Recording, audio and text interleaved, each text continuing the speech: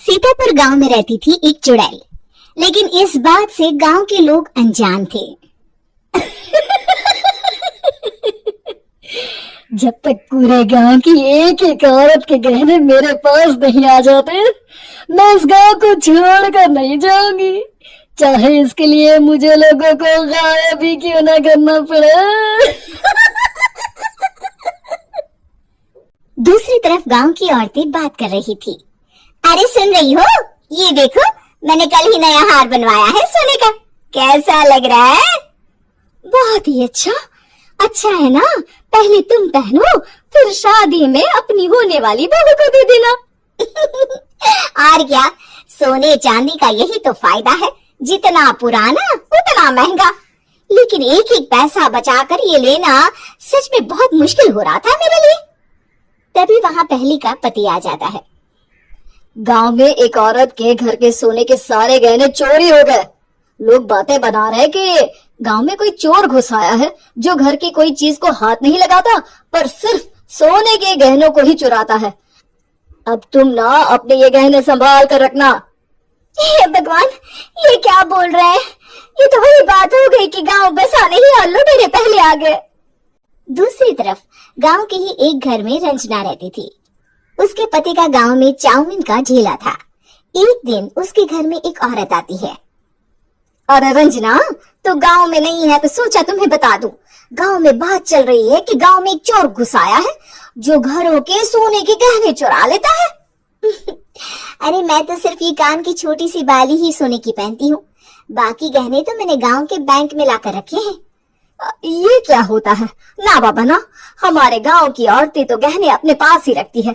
जब कहीं जाना हो तो बस अलमारी से गहने निकालो और पहन लो। दूसरी तरफ एक औरत हाथ में टोटके वाली छोटी सी गुड़िया लेकर घर में चली आती है। अरे कोई है? घर की औरत है क्या? क्या है ये गुड़िया? ये कोई ऐसी वैसी गुड़िया नहीं है, ये जादुई गुड़िया है। इसको घर की अलमारी में रखना। अगर तुम्हारे घर पर किसी की बुरी नजर होगी तो रात भर में ये पतली सी गुड़िया मोटी हो जाएगी। मैं कल आकर ये गुड़िया ले जाऊंगी और तुम्हारे घर की सारी बुरी नजर छूट जाएगी, समझी? अरे वाह, ये तो बहुत कमाल की गुड़िया है, दे दो। कितने की है एक? अरे नहीं नहीं नहीं, ये फ्री की है। मेरा काम इस पूरे गांव को बुरी नजर से दूर रखने का है। हाँ। भली औरत उसके हाथ से वो गुड़िया लेकर अलमारी में रख देती है। लेकिन अगली सुबह जब वो उस गुड़िया को देखती है तो पतली सी गुड़िया मोटी हो चुकी होती है।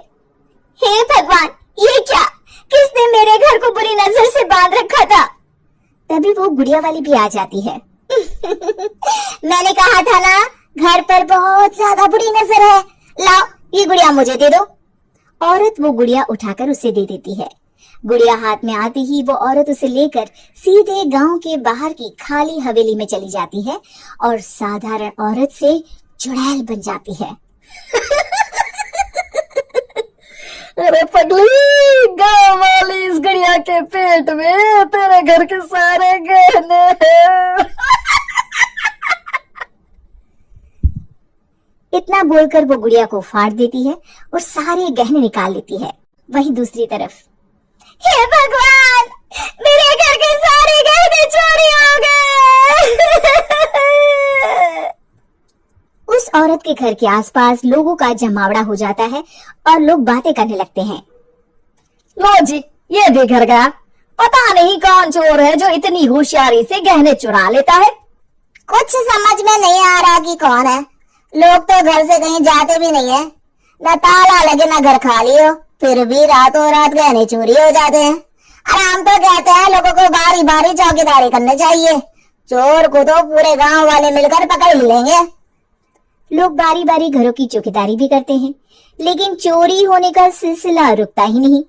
फिर एक दिन रंजना के पड़ोस से भी रोने की आवाज आती है। अरे आज ही घर की बुरी नजर उतरी और आज ही सारे गहने भी चोरी हो गए। कैसी बुरी नजर? क्या हुआ था?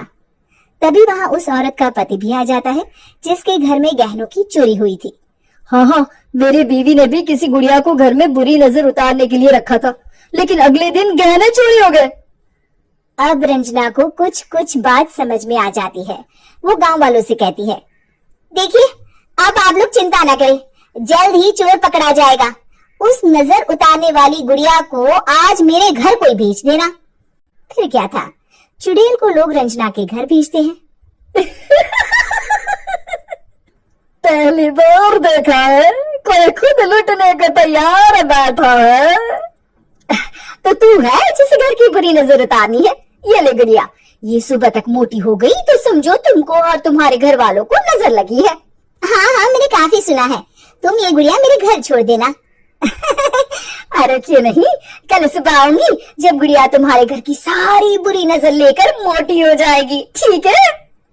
अब क्या था, रात को रंजना ने पूरी नजर गुड़िया पर रखी।